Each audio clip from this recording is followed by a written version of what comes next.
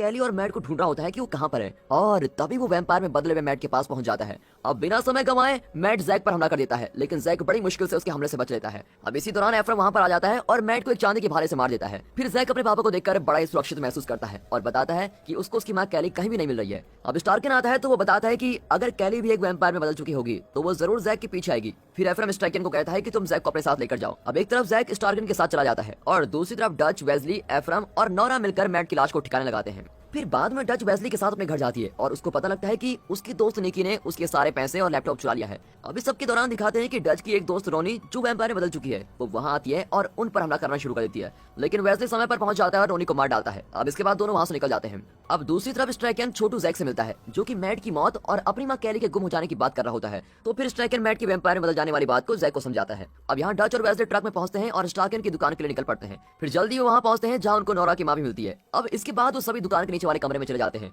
अब मास्टर को ढूंढ निकालने और उसको खत्म करने के लिए स्टार्कन वेस्ली के साथ मिलकर काम करने की बात करता है, क्योंकि वेस्ली शहर के बारे में काफी कुछ जानता है और ये मास्टर को ढूंढने में काफी काम आएगा।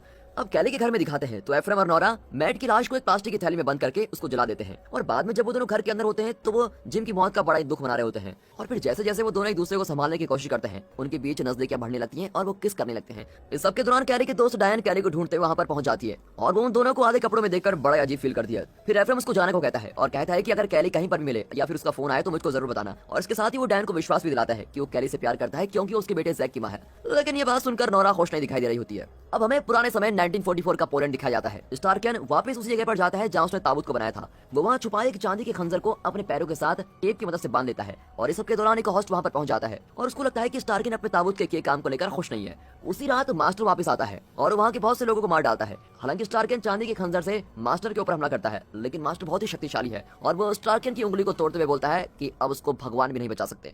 अब प्रेजेंट में दिखाते हैं तो स्टार्कन की दुकान पर डच बताती है कि पैलमेर ने ही इंटरनेट बंद करने के लिए उसको पैसे दिए थे। साथ ही वो प्लास्टिक के चेहरे वाले एक होस्ट के बारे में भी बताती है, जो कि पैलमेर के साथ काम करता है। अब ये सब सुनकर स्टार्कन डच से पूछता है कि क्या वो इंटरनेट को दोबारा ठीक कर सकती है, जिसके जवाब में डच बताती है कि ऐसा करने के लिए उसको वापस पैलमेर की कंपनी में जाना होगा। अब अगले सीन में गस, फ्लेक्स और कुछ दूसरे कैदियों को एक वैन से डॉक्टर के पास ले जाया जा रहा होता है। फ्लेक्स पूरी तरह से वैम्पायर में बदल चुका है और अपने साथ के लोगों और ड्राइवर पर हमला कर देता है, और इसकी वजह से वैन की टक्कर हो जाती है। फिर बचे हुए पुलिस वाले वैन के पीछे वाला दरवाजा खोल देते हैं, लेकिन तभी फ्लेक्स उन पर हमला करके उनको पकड़ लेता है। और तभी मौका मिलता है गस एक पुलिस वाले की चाबियां और बंदूक निकालकर फ्लेक्स को गोली मार देता है, और फिर वहां से भागने से पहले गस बचे हुए कैदियों को चाबी देता है और वहां से भगा देता है। अब फिर से पुराने समय में दिखाया जाता है कि अगली सुबह स्टार्कन अपनी टूटी हुई उंगलियों के साथ उठता है और अपने एक साथी से उंगलियों को सीधा करवाता है, और बाद में एक होस्ट वहां रह रहे कैदियों को दो हिस्सों में बांट देता है। वो ऐसा इसलिए करता है क्योंकि जो कमजोर लोग होते हैं वो उनको अलग करना चाहता है, और जो ताकतवर हैं उनको अलग। वो चाहता है कि जो कमजोर हैं उनको वो खत्म कर दे। और तभी वो स्टार्कन की उंगली को देखता है और उसको भी वो मारने वालों की लाइन में खड़ा कर देता है। फिर जैसे स्टार्कन अपने घुटनों पर बैठा मरने का इंतजार कर रहा होता है, तभी उसको जंगल से गोलियों की आवाज सुनाई देती है,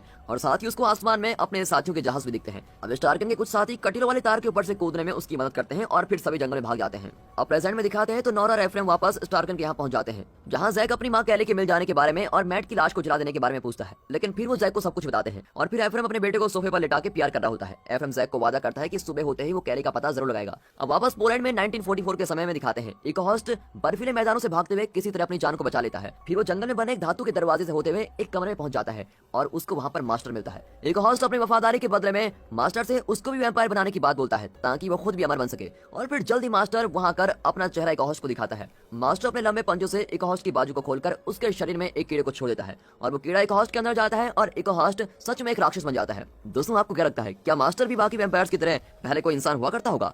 आप लोगों को क्या लगता है ये कमेंट करके जरूर बताइएगा। अब अगली सुबह कैली के गुम हो जाने की वजह से जैक स्टार्कन की दुकान से एक लैपटॉप को लेकर कैली के फोन का पता लगाने की कोशिश करता है, और जब उसको पता लगता है कि उसकी मां का फोन अभी भी चल रहा है तो वो अपनी मां को वापस पाने के बारे में आशा करने लगता है कि हाँ, मेरी मां मिल सकती है। और फिर जब एफ्रम को इस बारे में पता लगता है तो वो जल्दी से कैली के फोन वाली जगह पर पहुंच जाता है, और जल्दी एफ्रम को कैली का फोन भी मिल जाता है जो कि एक गरीब औरत के पास है, और उस औरत का पैर जला हुआ है। और ये देखकर एफ्रम उसकी मदद करता है, और इसीलिए वो औरत एफ्रम को कैली की कार के पास लेके जाती है जहां उसको कैली का फोन मिला था। और कार के अंदर एफ्रम को एक पेपर मिलता है जिसमें खून लगा हुआ है, और इसीलिए उसको लगता है कि शायद कैली पर पहले ही किसी ने हमला कर दिया है। और अब हमें 32 घंटे पहले की बात बताई जाती है और कैली के घर में होने वाली चीजों को दिखाया जाता है। कैली रसोई में है और वैम्पायर में बदल चुका मैट उस पर हमला कर देता है। मैट अपनी जीभ से कैली पर हमला करता है, लेकिन कैली खुद को मैट के हमलों से बचा लेती है। फिर वो एक ब्लेड को लेकर मैट के गाल को काट देती है, लेकिन इस सब के दौरान एक कीड़ा मैट की गाल से निकलकर कैली की आंखों में चला जाता है, और कैली घर से बाहर भागकर अपनी कार में बैठ जाती है, और मैट दिन की रोशनी होने की वजह से घर में फंस जाता है। फिर कुछ घंटों बाद जब कैली अपनी कार में जाती है तो वो पहले ही एक वैम्पायर में बदल रही है, और कैली के पूरे शरीर में कीड़े घूम रहे होते हैं। साथ ही उसकी जीभ भी बड़ी होती जा रही है जो खून के तरस रही है।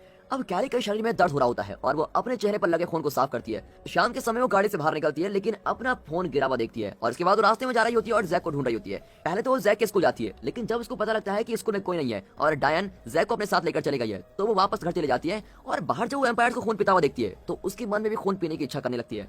और अब 17 घंटे पहले का सीन दिखाया जाता है। कैली अपने दोस्त डायन के घर पहुंच जाती है और अपनी लंबी खतरनाक जीप से डायन के बेटे पर हमला करके उसको मार डालती है। जब डायन उसको रोकने की कोशिश करती है तो कैली डायन का सारा खून चूस लेती है। दोस्तों, माँ बेटे को मारने के बाद कैली को उसके सर में आवाज आती है और उनको फॉलो करते हुए वो मेट्रो ट्रेन की बनी सुरंगों में मास्टर से मिलने पहुंच जाती है और फिर मास्टर कैली से उसको सौंपा गया पूरा काम करने को बोलता है। अब दिखाया जाता है कि डच और वेस्ली पेलमर के ऑफिस इंटरनेट के साथ की गई छेड़छाड़ को ठीक करने के लिए आए हैं। उनको पेलमर की सुरक्षा करने वाले लोग अपने साथ लेके जाते हैं और उनको बंदी बना लेते हैं। फिट्जविलियम डच को अपने साथ पेलमर के पास लेके जाता है और वेस्ली को बाकी लोगों के साथ अकेला छोड़ दिया जाता है। फिर डच पेलमर को बहुत ही बुरा बोलती है और उसको नीचा दिखाने लगती है। अब उसके जवाब में पेलमर डच को बेकार बोलता है और गुस्से में डच पेलमर के चेहरे पर बड़े खतरनाक मुक्का मारती है और इसकी वजह से पेलमर को भी गुस्सा आ जाता है और वो डच और वेस्ली को जान से मारने का आदेश देता है। डच और वेस्ली सोच रहे होते हैं कि पेलमर के आदमी जल्द उनको गोली मारने वाले हैं लेकिन फिट्जविलियम उन दोनों को वहां से जाने देता है क्योंकि वो पेलमर के किए कामों से खुश नहीं है। अब अगले सीन में एफ्राइम कैली को ढूंढते हुए डायन के घर पहुंच जाता है और जब वो कमरे में टूटी हुई फोटो के फ्रेम और घर में हुई लड़ाई झगड़े के निशानों को देखता है वो तभी घर के नीचे वाले कमरे में जाता है और वहां उसको वैम्पायर में बदल चुकी डायन और उसका बेटा मिलते हैं। जैसे ही दोनों माँ बेटे एफ्राइम का खून पीने वाले होते हैं और अपनी जीभ बाहर निकालते हैं तो एफ्राइम दिल पर पत्थर रखकर उन दोनों को शूट कर देता है। अब इसके बाद एफ्राइम को डायन के हाथों में कैली का लॉकेट मिलता है जिससे वो समझ जाता है कि कैली भी वैम्पायर में बदल चुकी है। और बाद में एफ्राइम स्टार्कन के यहाँ पहुंच जाता है। वो कैली का फोन अपने बेटे जैक को देता है और अपने बेटे से हिम्मत रखने की बात बोलता है। अपनी माँ का फोन देखते ही जैक बहुत सारी फोटोज देखता है और उसमें उसको एक वीडियो भी मिलती है। वीडियो में जैक के जन्मदिन पर उसकी माँ उसको एक नई साइकिल लेकर देती है और अकेला बैठा हुआ जैक अपनी माँ को याद करते हुए बहुत रोने लगता है। अब अगले दिन स्टार्कन की दुकान के नीचे दिखाते हैं वेस्ली वैम्पायर से लड़ने के लिए यूवी लाइट छोड़ने वाला एक बॉम्ब बनाता है और साथ ही बोलता है कि उन्हें उस बॉम्ब का प्रयोग जरूर करना चाहिए और ये दुआ करनी चाहिए कि वो जीत जाएं। अब इस सबके दौरान नोरा की माँ उसकी सिगरेट रखने वाली ट्रे न मिलने पर बहुत ही पागल सी हो जाती है। फिर उसको शांत करने के लिए स्टार्कन अपनी पुरानी राख वाली ट्रे नोरा की माँ को दे देता है। अब अगले सीन में गस वैन से बच निकलकर वापस घर पहुंचता है। वो घर पहुंचता है और देखता है कि उसकी माँ और भाई दोनों ही वैम्पायर से बदल चुके हैं। फिर वो अपनी माँ को सूरज की रोशनी से छुपता हुआ देखकर बहुत ही रोने लगता है। हालांकि जब उसका भाई उस पर हमला करता है तो गस अपने भाई को मार के वहां से बाहर निकलता है।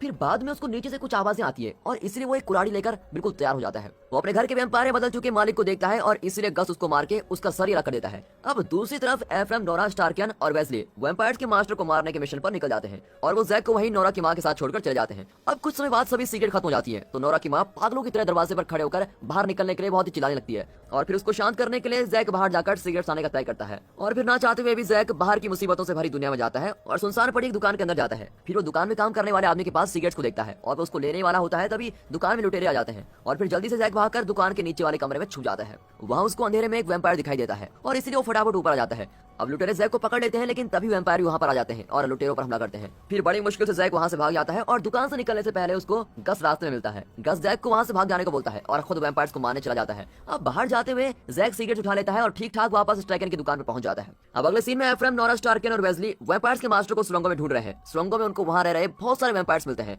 स्टार्कन बोलता है कि उन्हें बिल्कुल भी शोर नहीं करना चाहिए और ना ही उनको किसी भी वैम्पायर को मारना है क्योंकि अगर वो ऐसा करते हैं तो मास्टर को पता लग जाएगा। इसलिए वो सभी वैम्पायर्स को बिना छेड़े शांति से आगे बढ़ रहे होते हैं। लेकिन तभी एफ्राइम को एक औरत दिखती है जिसको वो कैली समझ लेता है और वो उसको देखने जाता है और फिर कैली को वहां ना पाकर बहुत ही खुश होता है। अब सुरंग में कुछ और अंदर जाते ही उनको एक वैम्पायर दिखाई देता है लेकिन स्टार्कन सभी को उस वैम्पायर को मारने से मना कर देता है और फिर जैसे ही वैम्पायर आगे आते हुए तीसरी बिजली वाली पटरी पर पैर रखता है तो वो जल जाता है जिससे एफ्राइम और उसके साथियों को वैम्पायर्स के मारने का एक नया तरीका पता लग गया है। अब बाद में सुरंग में उनको एक छोटा रास्ता मिलता है जिसमें रेंगते हुए पहले एफ्राइम जाता है और फिर उसके पीछे पीछे स्टार्कन भी। लेकिन एफ्राइम का ध्यान भटक जाता है जब उसको मदद मांगती हुई कैली की आवाज सुनाई देती है। तब स्टार्कन उसको समझाता है कि उसको फंसाने के लिए ये एक जाल है लेकिन एफ्राइम उसकी बात नहीं सुनता और आवाज के पीछे चले जाता है। दूसरी तरफ वेस्ली और नोरा उनकी तरफ आते हुए वैम्पायर्स को यूवी लाइट से मार देते हैं। अब अगले सीन में कैली की आवाज का पीछा करते हुए एफ्राइम एक गुफा में पहुंचता है और उसको वहां मास्टर का ताबूत दिखाई देता है। फिर वो जल्दी से उस ताबूत को खोलता है लेकिन उसमें उसको कुछ नहीं मिलता और जल्द ही उसको अपनी तरफ आते हुए बहुत सारे वैम्पायर्स दिखाई देते हैं और तभी प्लग झपकते ही मास्टर ऊपर से नीचे आकर एफ्राइम को गले से पकड़ लेता है और उसका गला घोटने लगता है। तभी मास्टर बोलता है कि एफ्राइम भी उसके उस्ताद स्टार्कन की तरह हार गया है और इसके साथ ही मास्टर बोलता है कि वो एफ्राइम से उसकी पत्नी और बेटे दोनों को छीन लेगा। और जैसे मास्टर अपनी लंबी जीप से एफ्राइम को मारने वाला होता है वहां स्टार्कन आ जाता है। स्टार्कन मास्टर पर हमला करने वाला होता है तभी वहां वेस्ली यूवी लाइट वाले बॉम्ब को मास्टर की तरफ फेंक देता है और इससे मास्टर वापस सुरंग में भाग जाता है और उसके इंसानी वैम्पायर भी मारे जाते हैं। मास्टर को न मार पाने के गुस्से में स्टार्कन अपना गुस्सा अपने ही बनाए ताबूत को एक हथौड़े से तोड़कर निकालता है और फिर इसके बाद सुरंगों में मास्टर को ढूंढते हुए वो एक जगह पर पहुंचते हैं जहां सैकड़ों इंसान वैम्पायर से बदल रहे हैं। अब खतरे को अच्छे से जानते हुए भी स्टार्कन आगे बढ़ना चाहता है लेकिन एफ्राइम और वेस्ली उसको खींचते हुए इस खतरनाक मिशन पर जाने से रोकते हैं। और दोस्तों, इसी के साथ ये एपिसोड